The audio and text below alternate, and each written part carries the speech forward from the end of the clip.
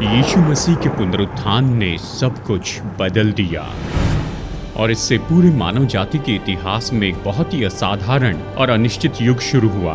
अगले 30 साल पर चिन्ह होंगे बलवे के, सताव के, यातना और बुराई के, जैसे इसके पहले कभी नहीं देखे गए हो। और इन सारी घटनाओं का केंद्र होंगे वो चेले जो जिज्ञासा से भरे हैं। ये उसके अनुयायी हैं जिसे ये मसीहा कहते हैं, जिन्हें यीशु ने खुद चुना था कि खोए और मरने वाले संसार को उसके प्रेम और शांति का संदेश दे।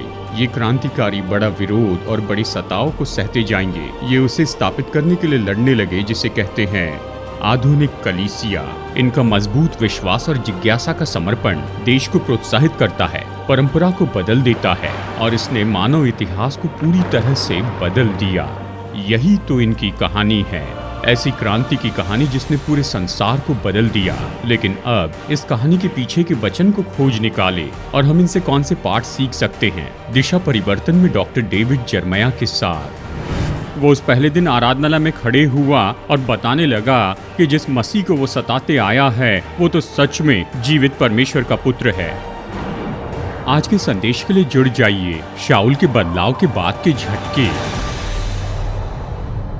मुझे पता नहीं कि आप मेरे जैसे हैं, लेकिन मैं बाइबल पढ़ने में ज्यादा समय बिताता हूँ। कई बार मैं हैरान होकर सोचता हूँ कि बाइबल के लोग कैसे दिखते होंगे। क्या आपने कभी सोचा है? ये दिलचस्प है कि हम हमारी परंपरा में इतना समय बिताते हैं। बाहरी रूप के बारे में अगर आप बाइबल में पढ़े तो इसके बारे में कुछ भी लिखा हुआ नहीं है। मतलब सच में आपको अपनी कल्पना का उपयोग करना होगा कि लोग क्या सोचते हैं। उदाहरण के लिए, क्या आपने कभी यीशु की कोई पेंटिंग देखी है कि यीशु कैसे दिखते थे? एक व्यक्ति जिसके द्वारा मैं सच में हैरान हो जाता हूँ वो है प्रेरित पौलुस, क्योंकि वचनों में उसके बारे में थोड़ी सी जानकारी दी है। शुरू के मसीह डॉक्यूमेंट के अनुसार वो मध्यम कद का व्यक्ति था। उसके बाल कम थे, उसके पैर थोड़े मुड़े हुए थे, उसके घुटने एक दूसरे से दूर थे, उसकी बड़ी आंखें थी, उसकी भवें आपस में जुड़ी थी और उसकी नाक ऐसी लंबी थी। शायद आप इस तरह से बताना तो नहीं चाहेंगे, लेकिन इसी तरह से उसके बारे में बताया है। एक आधुनिक लेखक ने उसके बारे में इस तरह से बताया कि वो तो गंजा था, मुड़े पैर, छोटे कद, लंबी नाक और दोनों भवें जुड़ी थी, जो उसके माथे पर मानो मरी हुई इल्ली जैसे दिखती थी। आप कहेंगे प्रेरित पौलुस के बारे में उन्हें ये बातें कहाँ से मिली हैं? खैर, दूसरा कुरिन्थियों 10:10 कहता है उसकी पत्रियां तो गंभीर और प्रभावशाली हैं, परंतु जब वो सामने होता है तो वो देह का निर्बल है। प्रेरितों के काम में उसको उसके जन्म के नाम से जाना गया है, शाऊल, यानी अध्याय 13 तक। बहुत से लोग गलती से अनुमान लगाते हैं कि प्रभु ने शाऊल का नाम पौलुस रखा दमिश्क के मार्ग पर उससे मुलाकात करने के बाद, क्योंकि उसके पिताजी तो रोमी नागरिक थे। तो शाऊल का एक लैटिन नाम था और उसका लैटिन नाम था पौलुस। अपने बदलाव के बाद शाऊल ने निर्णय लिया कि वो अन्य जातियों तक सुसमाचार ले जाएगा, तो उसने अपने रोमी नाम को मिटा दिया और वो जाना गया नाम पौलुस, ऐसा नाम जिसे अन्य जाति और हम में से ज़्यादातर लोग जानते हैं। मैं आपको सच बताना चाहता हूँ, मुझे नहीं लगता कि मुझे ऐसा कोई व्यक्ति मिलेगा जो आकर्षित करता है सेवकाई के लिए मेरी कल्पना और मेरे जोश को, जैसे महान प्रेरित पौलुस करता है। प्रभु यीशु मसीह को छोड़ ये सबसे प्रभावी मनुष्य था जो इस पृथ्वी पर कभी चला था। और आज भी इतने सालों के बाद हम अपनी बाइबल में उन पत्रियों को खोलते हैं जो उसने चर्च को लिखी थी। जैसे हम इन्हें पढ़ते हैं, हम जानकारी पाते और हमें चुनौती मिलती है, आशीषित होते और प्रोत्साहित होते हैं। एक बात आप ले सकते हैं, जब आप पौलुस का जीवन पढ़ते हैं, उसकी पत्रियों को पढ़ते हैं, वो एक बात का व्यक्ति था, वो सुसमाचार के लिए जिया। रोमियो 1:1 कहता है वो परमेश्वर के सुसमाचार के लिए अलग किया गया है। आज हम समर्पित है एक अंतिम अध्ययन के लिए इस अद्भुत व्यक्ति के जीवन से, जैसे हम उसके बदलाव के बाद के झटके देखते हैं। शायद आप ये सोचे कि ये तो बहुत ही अजीब सा विवरण है जो आज हम करने वाले हैं, लेकिन पौलुस ने दमिश्क के मार्ग पर जो अनुभव किया था वो तो भूकंप के जैसे था। ये तो भावनात्मक, दिखाई देने वाला, सुनाई देने वाला, आत्मिक और ईश्वरीय था। ये तो ऊपर से उसके जीवन में पूरी तरह से हस्तक्षेप था।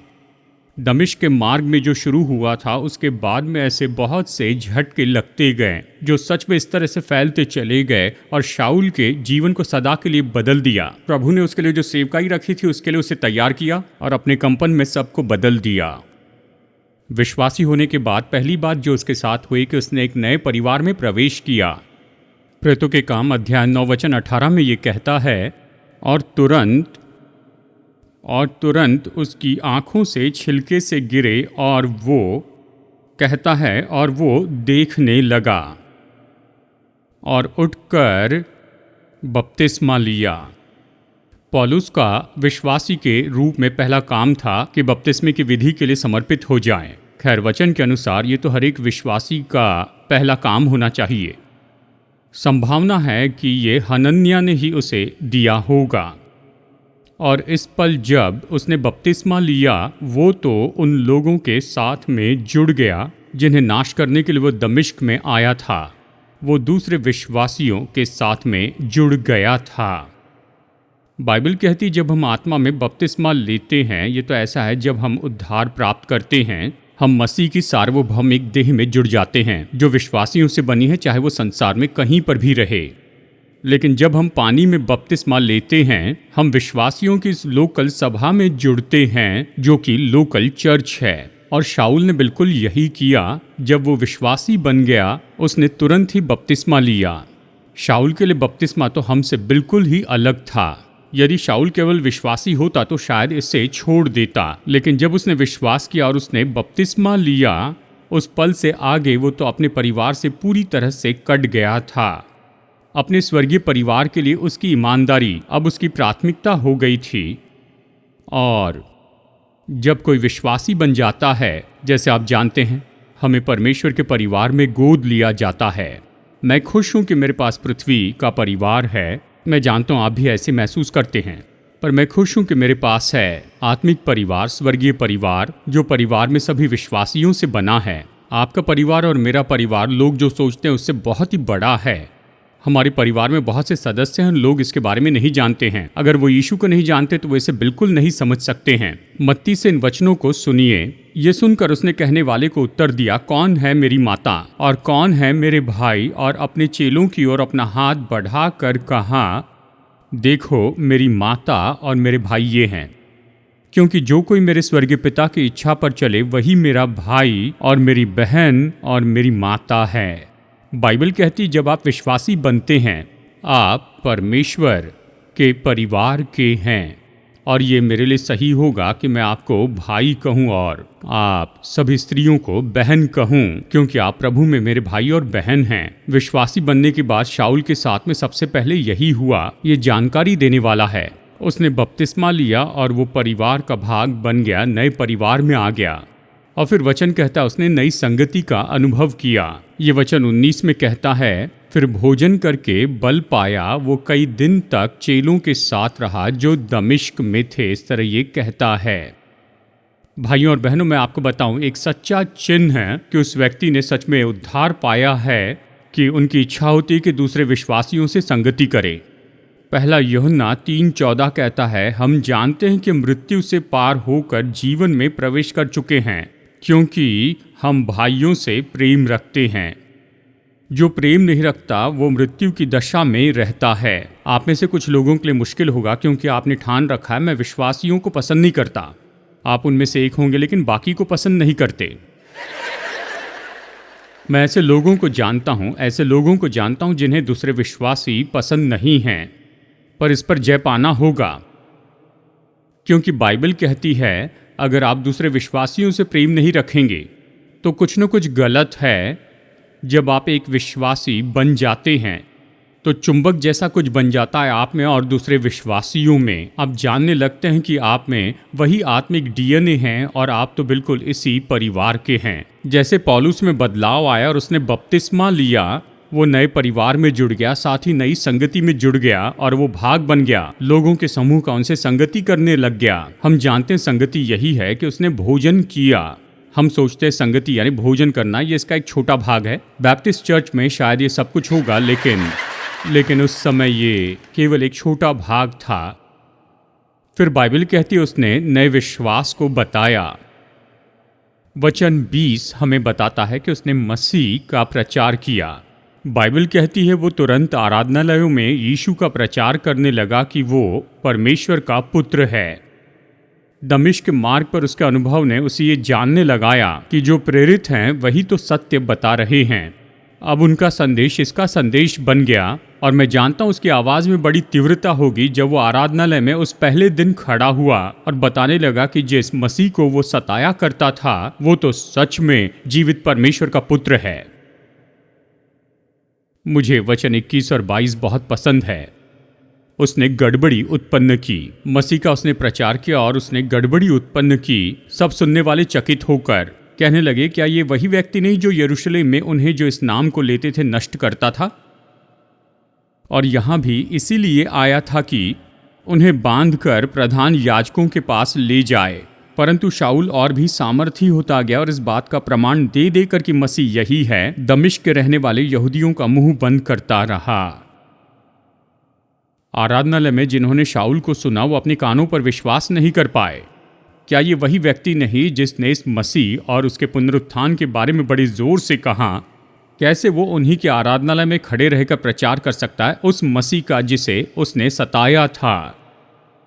और पौलुस का आत्मा से भरा हुआ संदेश तो और सामर्थी होता गया। वचन कहता है वो बढ़ता गया और बड़े अधिकार के साथ उसने मसीह का प्रचार किया, और हर मौके पर उसकी गवाही और सामर्थी होती गई और उसके प्रचार की प्रतिक्रिया तो और ज्यादा हिंसक हो गई। लूका की बात मुझे पसंद है। लूका ने कहा कि शाऊल का प्रचार यहूदियों का मुंह बंद करते रहा। मुंह बंद करना ये ग्रीक शब्द है जो प्रेरितों के काम में उपयोग किया गया कि बताए पेंटिकॉस्ट के दिन यरूशलेम के लोगों की प्रतिक्रिया। उनका मुंह बंद किया, वो तो गड़बड़ी में थे। शाऊल के बदलाव की प्रतिक्रिया ये तो बड़ी भीड़ की गड़बड़ी थी। कोई नहीं जानता था कि किस पर विश्वास करे। अब ये बात तो बिल्कुल स्पष्ट थी। उसने भीड़ के सामने अपने विश्वास को प्रकट किया। उसने झंडा उठा लिया और सबने जाना कि अब ये तो विश्वासी है। तो अचानक ही ये व्यक्ति जो कि मसीह के शत्रुओं का चैंपियन था, वो तो मसीह के शत्रुओं का गौर बन जाता है। और हम पढ़ते हैं कि अब वो नए युद्ध में जुड़ गया। शाऊल की हत्या का षड्यंत्र, वचन 23। जब बहुत दिन बीत गए तो यहूदियों ने मिलकर उसे मार डालने का षड्यंत्र रचा, परंतु उनका षड्यंत्र शाऊल को मालूम हो गया। वे तो उसे मार डालने के लिए रात दिन फाटकों पर घात में लगे रहते थे। जब बहुत दिन बीत गए, ये वाक्य तो इस बारे में कहता है उस समय काल के बारे में जब शाऊल अरेबिया में वहां पर सबसे अलग रहा। ऐसे माना जाता है कि प्रेरितों के काम अध्याय 9 वचन 22 और 23 के बीच में 3 साल बीत गए थे, और ये 3 साल का समय काल इसने शाऊल के जीवन और उसकी सेवकाई के ऊपर में बहुत ही बड़ा प्रभाव डाला। कुछ लोगों ने इस तरह से कहा कि ये तो शाऊल का, गौर कीजिए, ये तो उसका सेमिनरी का अनुभव था।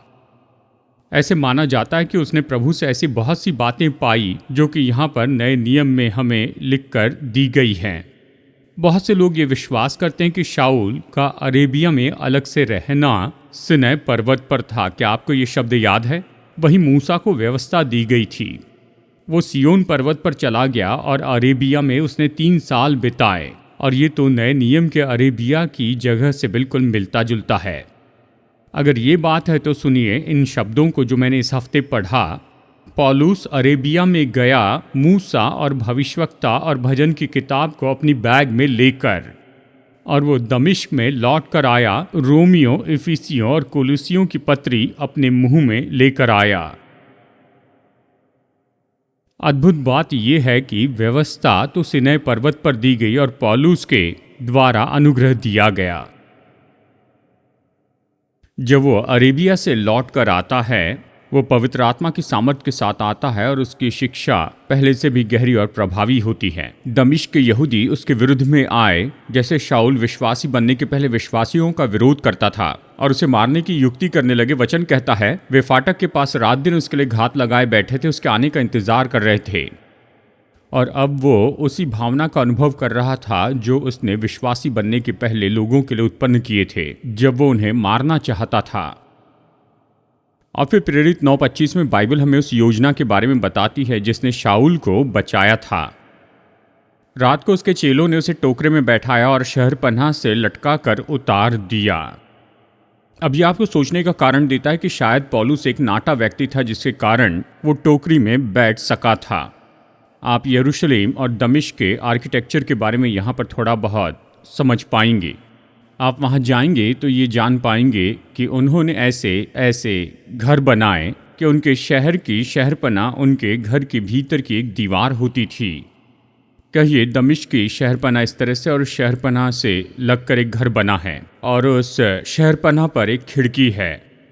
तो चेलों ने एक ऐसे भाई को ढूंढा जिसका घर उस शहरपनाह से लगकर था। वो पौलुस को वहाँ पर लेकर गए और टोकरी में बैठाकर उसे खिड़की से नीचे उतार दिया कि वो दमिश्क से निकलकर यरूशलेम को जा सके। बड़ी योजना थी। सच में इसने पौलुस पर इतनी गहरी छाप छोड़ी कि उसने इसके बारे में बताया। दूसरा कुरिन्थियों 11 में वो लिखता है, दमिश्क में अरितास राजा की ओर से जो हाकिम था उसने मुझे पकड़ने को दमिश्कियों के नगर पर पहरा बैठा रखा था और मैं टोकरे में खिड़की से होकर शहरपनाह से उतारा गया और उसके हाथ से बच निकला। तो मैं मानता हूं कि ये उसके लिए किसी तरह से अपमानजनक अनुभव था। वो वहाँ एक बड़े व्यक्ति के रूप में आया, तैयार था कि विश्वासियों को बंदी बनाकर यरूशलेम में लेकर जाए, पर जाते समय उसके मसीह विश्वासी दोस्तों ने उसे टोकरे में बैठाकर शहरपनाह से नीचे उतारा। कई बार जीवन आपको अपमानित करता है ना? और फिर हम उसके इन झटकों के बिल्कुल अंत में आते हैं। हमने देखा उसका नया परिवार, नई संगति, नया विश्वास, और उसे नए युद्ध लड़ने पड़े, और अब हम देखेंगे कि उसके नए मित्र बने। मुझे कहानी का ये भाग पसंद है क्योंकि उसके नए मित्र तो मेरे पसंदीदा हैं, जो नए नियम के चरित्र हैं। जब शाऊल दमिश्क से निकला तो यरूशलेम में वापस आया। याद रखिए, यरूशलेम में वहाँ पर कलीसिया थी। वो वापस आया था और उसके विचार इस तरह से चल रहे होंगे कि सुनो, अब मैं विश्वासी हूँ, मैंने उद्धार पाया है, मेरा महिमामय रूप में बदलाव हुआ, मैं मुख्य कलीसिया में जा रहा हूँ, वो खुली बाहों से मेरा स्वागत करेंगे और वो मुझसे प्रेम रखेंगे और संगति में स्वीकार करेंगे। ठीक है। यरूशलेम में पहुंचकर उसने चेलों के साथ मिल जाने का प्रयत्न किया, परंतु सब उससे डरते थे क्योंकि उनको विश्वास न होता था कि वो भी चेला है। यरूशलेम के विश्वासी सहमत नहीं हुए कि पौलुस तो पूरी तरह बदल गया। फिर से वो पहले जैसे था वैसे उसे याद करने लगे। उसने मसीह विश्वासियों को किस तरह से सताया था इसका उन्होंने अनुभव किया था या सुना था, और अब वो विश्वासी होने का दावा कर रहा था। उन्होंने सोचा कि ये चर्च में जासूसी करने आया है ताकि विश्वासियों से नफरत करने में वो और भी सफल हो जाए। यरूशलेम में चेलों के बीच में ऐसा कोई नहीं था जब वो वापस आया जो उनके साथ जुड़ने के बारे में सुनने के लिए आए थे। एक भी नाम नहीं बताया गया कि कहे, सुनो, हाँ तुम हमारे साथ में जुड़ सकते हो। वो नए विश्वासी के रूप में वापस आता है और चर्च उसे स्वीकार नहीं करता है। फिर मेरा ये पसंदीदा व्यक्ति आता है, बरनबास की मित्रता। परंतु बरनबास ने उसे अपने साथ प्रेरितों के पास ले जाकर उनको बताया कि इसने किस रीति से मार्ग में प्रभु को देखा और उसने इससे बातें की। फिर दमिश्क में इसने कैसे हियाव से यीशु के नाम का प्रचार किया। बरनबास की ये कहानी कितनी अद्भुत है। बरनबास का अर्थ है ढाढ़स का पुत्र, या बेहतर होगा प्रोत्साहन का पुत्र। कई साल पहले मैंने प्रोत्साहन पर एक किताब लिखी और बरनबास के बारे में उसमें एक चैप्टर लिखा, और उस चैप्टर का शीर्षक है मिस्टर एनकरेजमेंट। जब भी आप बाइबल में बरनबास को देखते हैं वो किसी न किसी की मदद करता है। मैं मजाक नहीं कर रहा हूँ।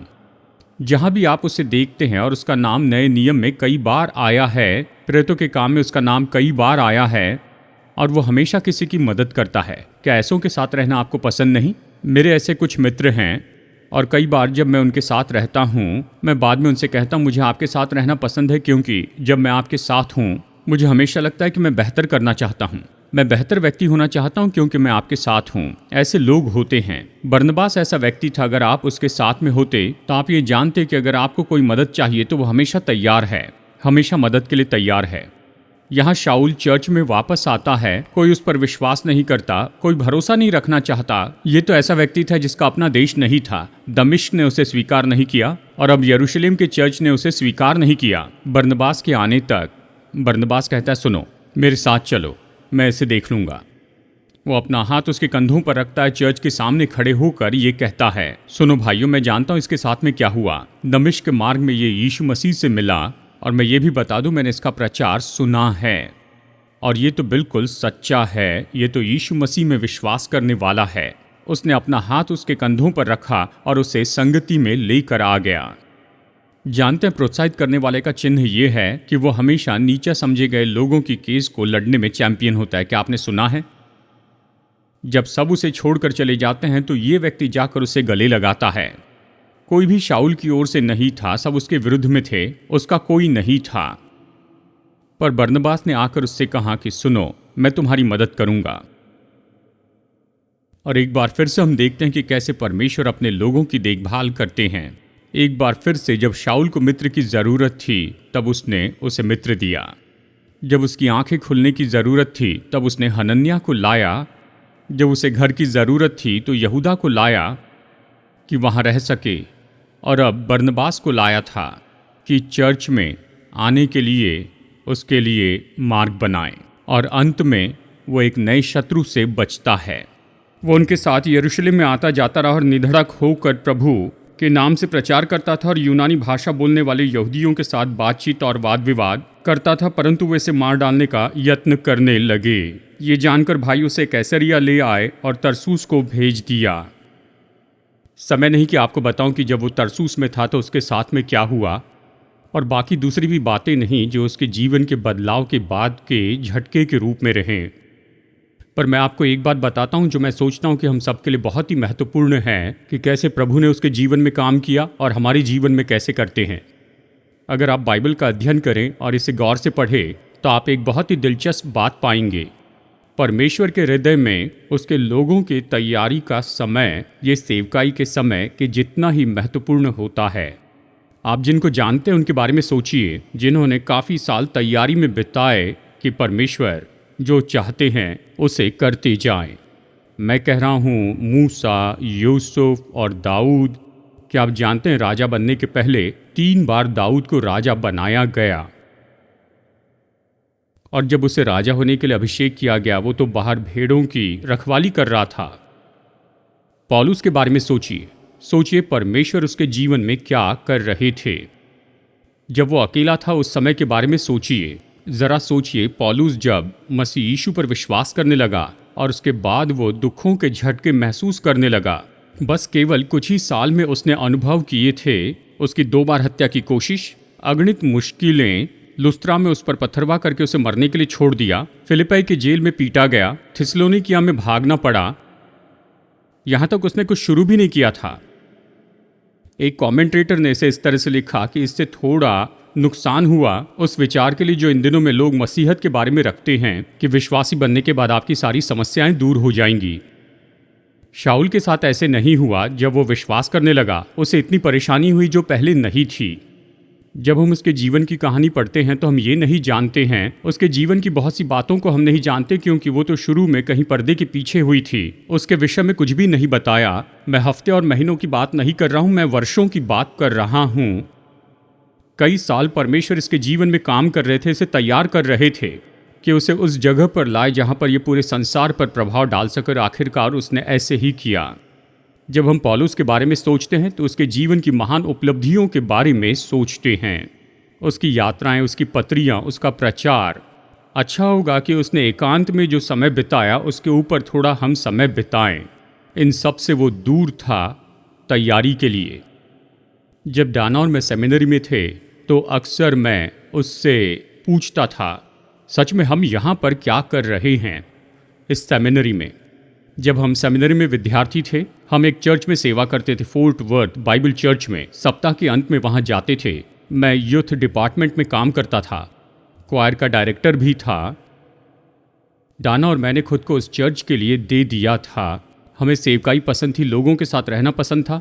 हर रविवार रात को हमें कार से वापस जाना पड़ता था और सेमिनरी में वापस जाना पड़ता था। सेमिनरी, क्लासरूम, लाइब्रेरी और कैरल्स, इस हफ्ते इसी के बारे में मैंने सोचा था। लाइब्रेरी कैरल्स जानते हैं क्या हैं? ये एक मेटल का डेस्क था जिस पर मुश्किल से बैठ सकते थे। लाइब्रेरी पूरी भरी होती थी, हमें उस पर कई घंटों तक बैठकर पढ़ना और अध्ययन करना पड़ता था।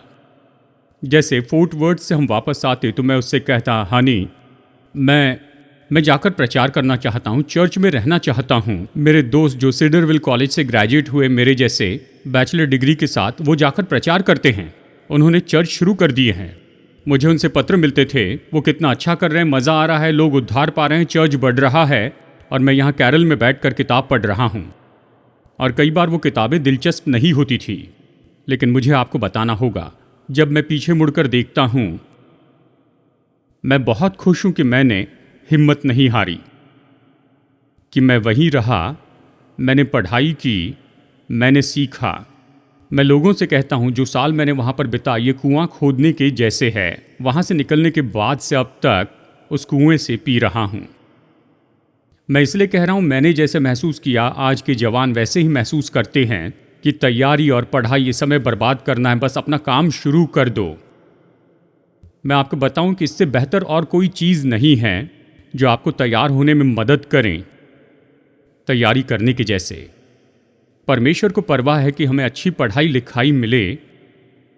उसी ने ट्रेंड किया यूसुफ और एलिया को, और यूहन्ना और पौलुस को, और यहाँ तक कि अपने पुत्र को, यीशु मसीह को, उसके मानव रूप में रहते हुए। केवल कुछ ही ऐसे खास ग्रेजुएट्स थे परमेश्वर के सेमिनरी के, और उनके जीवन का जो परिणाम आया वो केवल इतना नहीं कि वो तो वरदान पाए थे और वो बिल्कुल सही समय में जी रहे थे, नहीं, वो उपयोग किए जाने के लिए तैयार हो गए। मैं प्रोत्साहित करता हूं, अगर परमेश्वर ने आपके जीवन पर हाथ रखा है तो सबसे पहले वो आपको तैयार करते हैं। और कई बार ये मुश्किल होता है। उन मिशनरियों से पूछिए जो तैयारी कर रहे थे, 3 साल तक भाषा सीखते रहे या परंपरा सीखने के लिए। अगर वो तैयार ना हो तो सेवा नहीं कर पाएंगे। परमेश्वर के वचन में तैयार होने के लिए बहुत महत्व दिया गया है। जितना ज्यादा वचन का मैं अध्ययन करता हूं, मैं इसे देखता हूं। आपको इस निष्कर्ष पर आना ही होगा कि उत्तम रीति से प्रभु की सेवा करनी है तो आपको तैयार होना होगा। अगर आप तैयार हो जाएं तो परमेश्वर आपके जीवन में कुछ महान काम करेंगे। हालेलुया।